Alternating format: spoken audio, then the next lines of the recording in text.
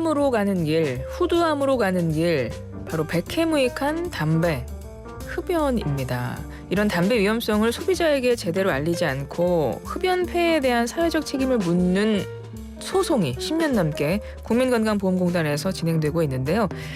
국민건강보험공단이 담배회사 상대로 제기한 손해배상 소송에서 1심 패소 후에 항소심 진행 중이라고 하거든요. 자세한 내용을 이분 직접 모시고 이야기 나눠보겠습니다. 호흡기내과 전문의 출신이십니다. 정기석 국민건강보험공단 이사장 모셨습니다. 어서 오세요. 네, 안녕하십니까. 저희 청취자분들께 인사 한 말씀 먼저 해주시겠어요? 예, 국민건강보험공단 이사장 정기석입니다. 예, 여러분들 만나서 반갑고요. 오늘 금연 소송에 대해서 제가 진실을 한번 말해드리고자 나왔습니다. 그러시군요. 사실 청취자분들이 지금 보이는 라디오로 YTN 라디오 유튜브 채널에서 보이는 라디오로 보시는 분들은 이분 아는 분인데 이러시는 분들 많으실 것 같아요. 코로나 특별대응 단장님이셨기 때문에 많은 분들이 이제 언론을 통해서 보셨을 텐데 와, 그 당시에 많이 힘드셨죠? 예, 그래도 이제 오직 제가 이제 질병관리본부장을 했기 때문에 질병 퇴치에 아주 열심히 일을 했던 경력과 경험이 있어서 오직 한 번이라도 좀 덜 걸리게 해야 되겠다라는 일념으로 열심히 일했습니다. 아, 맞습니다. 저도 그 당시에 뵀던 이제 보도를 통해서 기억이 나고 국민건강보험공단 이사장으로 취임하신 지 벌써 1년 반이 넘으셨는데요. 돌이켜 보시면 어떠세요? 예, 제가 이제 늘 하던 보건의료 쪽은 제가 잘 아는 분야라서 건강보험공단의 일 중에서도 그렇게 어렵지 않았지만 그 후에 이제 노인 장요양보험 등 이제 특히 이제 이런 부분들에 있어서는 제가 이제 많이 노력을 하면서 이제는 양 분야에서 건강보험과 장요양보험에 있어서 많은 노하우를 가지고 국민들 위해서 더 열심히 해야 되겠다 그렇게 노력을 하고 있는 중입니다. 국민건강보험공단 이사장으로서도 많은 일을 하셨을 텐데 혹시 국민께 가장 알리고 싶은 성과 있으시면 하나만 소개해 주세요. 저희가 일이 정말 많습니다. 네. 제가 건강보험, 장요양보험 말씀드렸지만 30개 실이 있고요. 본부에 각기 다른 일을 하고 있습니다. 예, 그래서 여러분들 내시는 보험료 잘 걷어서 잘 쓰고 네. 또 좀 많이 내시는 분들은 저희가 나중에 돌려드리기도 하고 등등 이런 걸 했는데요. 제가 와서 보니까 그와 같은 기본 업무는 더 탄탄하게 해야 되겠지만 새로운 업무를 좀 해야 되겠더라고요. 그래서 적정진료 추진단이라는 조직을 하나 만들었습니다. 이게 뭔가 하면은 우리나라가 의료비가 많이 올라가고 있고 아마 지금 청취자분들도 의료비 병원 가면 돈을 많이 내실 거예요. 네. 근데 그 속도가 너무 빨라요. 예, 그리고 이렇게 가다가는 보험료 자꾸 올려야 됩니다. 지난 2년 동안 보험료 안 올린 거 아시죠? 네네. 예, 동결돼서 이제 저희가 관리를 잘 해왔는데 이렇게 가면 자꾸 올려야 됩니다. 그래서 적정하게 진료를 하자. 병원에 자꾸 가는 거 좋은 거 아니에요. 병원 가면은 병 생깁니다. 예, 대표적인 게 병원 획득성 폐렴입니다. 병원에 오래 입원하면요. 네. 폐렴이 생깁니다. 병원에 안 갔으면 안 생길 폐렴이죠. 그거 왜 그런가요? 왜냐하면 병원에는 온갖 균들이 제일 많이 모여 있어요. 그러니까 폐렴 환자 한 분이 들어오면 균을 갖다가 거기서 치료는 하지만 균이 병원에 떠 있죠. 네. 다른 환자가 오면 또 그 균이 떠 있죠. 그리고 그 균들이 내성균이 많아요. 그러면 온갖 독한 폐렴균들이 있다가 내 몸이 약해서 들어갔다든지 우연히 그 균을 많이 만나면 내가 폐렴에 걸려버리는 거예요. 예, 제가 장염 치료하러 들어갔는데 네, 폐렴에 네. 걸리는 거죠. 근데 마침 그게 어르신들이면은 폐렴 때문에 까딱 잘못하면 돌아가시죠. 그래서 적정 진료가 필요하다. 너무 자주 가시는 건 좋지 않고 그렇습니다. 그 말씀을 해주시는 겁니다. 네. 국민건강보험공단에서 하고 계신 일들이 진짜 많으신데 그 와중에 또 오늘 이제 말씀해 주실 이 담배 소송 이거 아마 많은 분들이 잘 모르고 계실 수도 있어요. 어떤 일인 건지 구체적으로 좀 설명 좀 부탁드려요. 예, 이 담배 소송은요. 담배를 피워서 폐암에 걸린 분들이 있거든요. 네. 예, 그 분들은 담배 피워서 폐암 걸리고 진료비 쓰고 했단 말입니다. 근데 그 진료비의 상당 부분을 저희 건보공단이 냅니다. 여러분들이 낸 보험료를 다 모아서 담배 때문에 생긴 병에 대해서 저희가 돈을 내는 거예요. 네. 잘못됐다고 생각하지 않으세요? 아. 네. 그래서 이거 이래서는 안 되겠다. 담배 회사들이 당신들이 나쁜 물질을 만들어서 폐암을 만들었으니 우리가 건보공단이 환자들한테 대신 내준 돈을 돌려달라. 그런 손해배상 청구 소송입니다. 그걸 언제 소송을 하신 건가요? 이게 2014년도에 저희가 처음 했고요. 네. 1심에서 아까 말씀하셨다시피 저희가 패소해서 6년 만에 패소를 해서 2020년도에 다시 항소심이 갔습니다. 네. 예, 2심이 들어가서 지금 5년째 이제 변론을 하고 있고요. 네. 5월 22일 날 마지막 변론을 앞두고 있습니다. 그렇군요. 아니 근데 왜 패소했죠? 이게 제가 이제 호흡기내과 전문이고 평생 그 담배 때문에 생긴 병들을 봐왔는데요. 첫 번째가 담배 때문에 폐암이 생긴 게 아니라는 거죠. 이건 정말 쉬운 말로 말이 좀 안 되는 얘기인 게 이게 담배가 폐암을 일으키는데 그 폐암 걸린 사람이 담배 때문이 아니라고 얘기하는 거는 지구가 둥글지 않다라고 얘기하는 거 똑같은 얘기거든요. 근데 인과관계가 그게 뭐 증명이 안 됐나요? 전체적으로는 이미 증명이 돼 있습니다. 네. 담배 피면 우리가 담배 끊는 이유가 뭡니까? 폐암 걸릴까 봐 끊는 거잖아요. 그리고 예전에 고 이주일 맞습니다. 그분이 네. 이렇게 폐암으로 돌아가시지 않았나요? 맞습니다. 후두암이었던 거. 예, 그리고 방송에 나와가지고 담배 얼마나 피우지 말아라. 예, 담배 피우면 얼마나 호소했습니까? 그분이 거짓말했겠습니까? 저 너무 기억나거든요. 그 네, 영상도. 맞습니다. 예. 그런데 이 담배 회사가 이걸 부정을 하는 것이죠. 담배 피면 그 폐암은 걸릴 수 있지만 지금 공단에서 제시하는 3,365명의 환자 중에 단 한 명이라도 담배 펴서 걸린 사람이 없다고 주장을 하는 것이죠. 그럼 공단에서는 어떻게 주장하셨어요? 저희가 그래서 그중에서도 정말 폐암이 걸릴 만한 담배가 아니면 폐암이 걸릴 수 없는 분들을 따로 추렸습니다. 그리고 시간이 많이 흘렀기 때문에 돌아가신 분도 많아요. 예. 근데 119명에 대해서는 저희가 더 특별하게 모든 다른 요인을 다 제거하고 그래도 담배 빼고는 폐암 걸릴 이유가 없어 하는 분들을 따로 모아서 이제 이번 2심에서 제대로 한번 다퉈보려고 증거를 제시하고 있는 거죠. 얼마 전에 2심 변론기일에 직접 참석하셔서 담배의 유해성을 변론을 하셨잖아요. 네. 그렇지 않아도 담배의 유해성 우리 이사장님께서 40년 경력의 호흡기 내과 전문의십니다. 담배의 유해성 우리 청취자분들도 좀 아실 수 있게 이 자리에서 한 번 더 말씀 부탁드려요. 담배는요 아시다시피 백해무익입니다.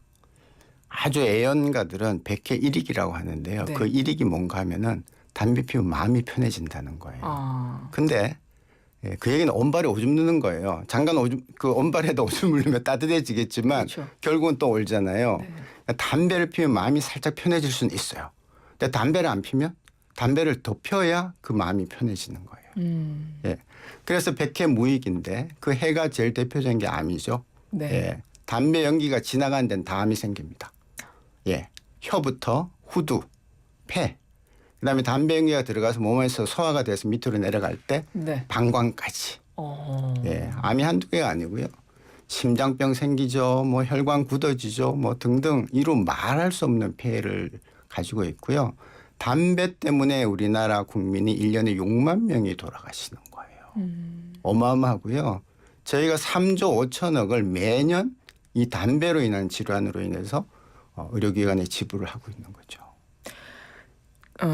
그래서 간접 흡연도 안 좋다고 하셨잖아요. 지금 보면 담배 연기가 지나간 직접 피우신 분들은 이제 입부터 해가지고 쭉 다 안 좋다고 하셨잖아요. 다 암이 발생한다. 간접 흡연 같은 경우는 어떻습니까? 마찬가지입니다. 마찬가지입니까? 예. 왜 그 생담배가 더 독하다는 얘기가 있지 않습니까? 네. 그래서 특히 간접 흡연은요. 2차, 3차로 나눠지는데 옆에서 날라오는 담배 연기가 2차 간접이고요.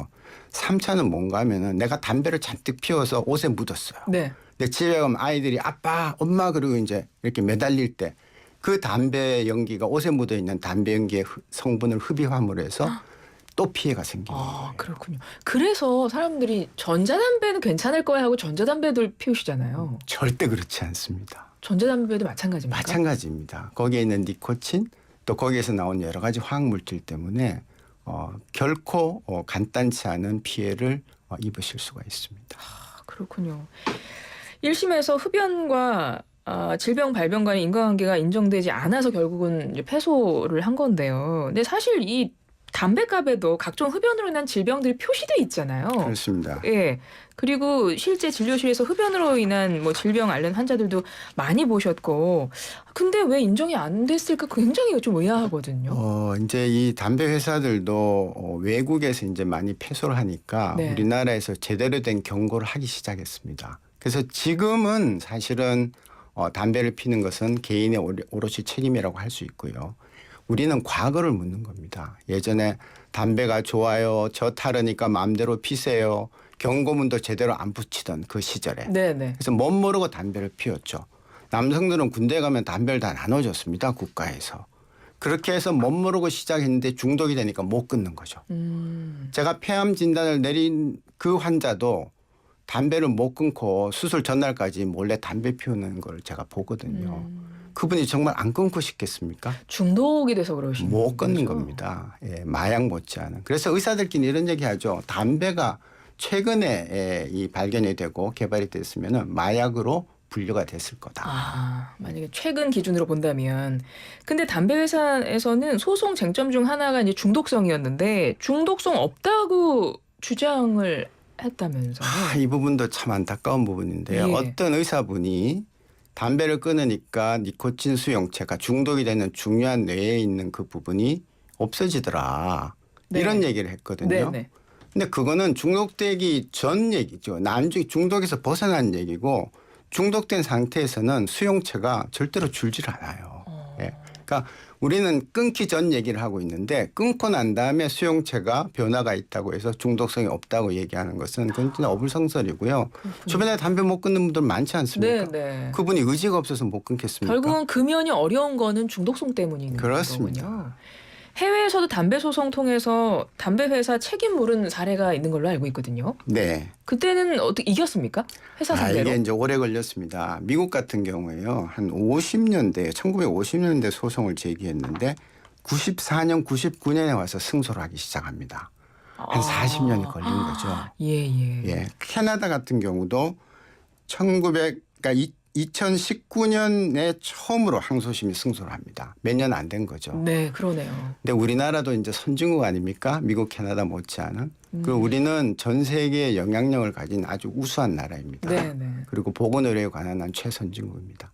이제는 우리도 이 담배에 대해서 확실히 해롭다고 사법부가 국가가 인정을 하고 국민들을 보호해야 될 시기가 왔다 이렇게 생각을 하는 거죠.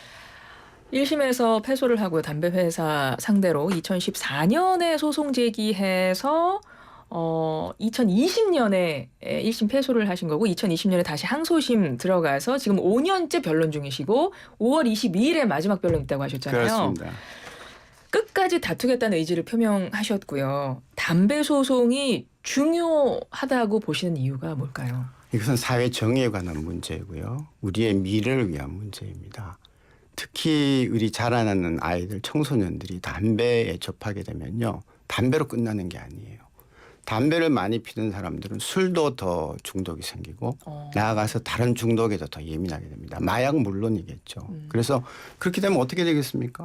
그리고 제가 1년에 3조 5천원을 우리가 지불을 한다는데 앞으로 그 지불이 더 많아지면 어떻게 되겠습니까? 그래서 이것은 사회 정의, 의학적으로 증명된 담배가 해롭다는 전 세계적으로 인정한 이 사실. 네. 이런 것들을 이제 선진국인 우리나라에서도 이제 제대로 된 정의를 한번 세워야 되는 때가 왔다. 네, 그런 말씀을 드립니다. 이번에 항소심에서 승소하게 되면 뭐 보험공단도 마찬가지고 국민 입장에서도 어떤 부분을 좀 기대할 수 있을까요? 일단 여러분들 보험료 적게 내셔도 됩니다. 예, 3조 그렇군요. 5천억이 빠지는 겁니다. 네. 예, 그래서 적게 내셔도 되고 특히 우리의 미래 아이들이 이 담배에 접하는 것이 줄어들면서 미래가 훨씬 더 건강해질 것이고 지금 담배 피우고 있는 사람들도 자제를 하게 될 것이고 그렇게 되면은 더 건강한 사회가 되겠죠. 우리가 오랫동안 건강하게 잘 사는 것이 모든 사람의 소망인데 담배를 피우면 건강하게 오래 살 수가 없어요. 네. 3324번님이 담배 25년 피우다가 끊었습니다. 금단 현상이요? 그냥 담배 아예 안 팔면 됩니다. 이런 의견을 주셨는데 금연 결심하시는 분들 진짜 많잖아요. 네. 또 새해가 되면서 가장 첫 번째 내가 해야겠다는 계획으로 잡으시는 분들도 많은데 그게 그렇게 어렵다더라고요. 우리 이사장님께서 금연 결심했는데 지금 어려움 겪고 계신 분들에게 조언 혹은 응원의 말씀, 끝으로 한 말씀 부탁드려요. 예, 일단 금연을 결심하고 시행 중이신 분들은 인생 최고의 결정을 하신 거예요. 아, 저는요, 담배를 5년 피다 끊은 분, 10년 피다 끊은 분, 못 끊는 분들이 모든 과정을 다 봐왔습니다. 네. 그러니까 한 분 한 분은 짧게 끊고 있지만 그 나중에 어떻게 될지는 다 아는 거거든요. 꼭 끊으세요. 백해무익입니다. 네. 그리고 그 결심 계속 유지하시면 반드시 건강하고 행복한 미래가 보장될 것입니다. 네, 여러분 금연 결심하신 분들 응원하겠습니다. 지금까지 정기석 국민건강보험공단 이사장이었습니다. 고맙습니다. 감사합니다.